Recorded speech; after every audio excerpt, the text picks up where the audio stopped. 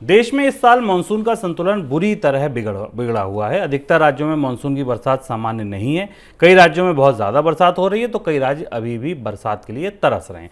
हालांकि कम बरसात वाले कुछ राज्यों में पिछले हफ्ते के मुकाबले स्थिति सुधरी जरूर है।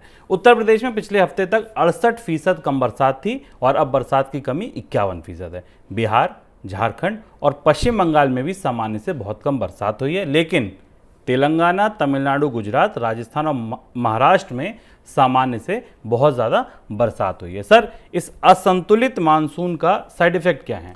इस बार खरीफ की फसल को लेकर काफ़ी चिंताएं गहरी। सरकार खरीफ की फसल के आंकड़े स्पष्ट रूप से नहीं बता रही, लेकिन अब मानसून की अतिवृष्टि और अल्पवृष्टि दोनों के वितरण को, यानी ज़रूरत से ज़्यादा बारिश, सामान्य से अधिक मानसून और सामान्य से कम मानसून का ये आंकड़ा आप अपनी स्क्रीन पर देखें तो आपको, और इसे फसलों की रोशनी में देखने की कोशिश करें तो आपको दिखाई देगा कि गुजरात, राजस्थान जैसे राज्य जहां कॉटन, जहां तिलहन की बड़ी पैदावार होती, वहां इतनी ज़्यादा बारिश हो चुकी है कि वहां फसल के तबाह होने और ख़राब होने का पूरा खतरा है, जैसे हमें दिखाई दे रहा है मोटे अनाजों की दृष्टि से। महाराष्ट्र के भी कुछ हिस्सों में थोड़ी ज़्यादा है पर लगभग ठीक है। और जिन राज्यों से भारत से पैडी की, धान की बड़ी पैदावार आनी है, दाल की बेहतर पैदावार आनी है, वहाँ पर मानसून की या बारिश की कमी है।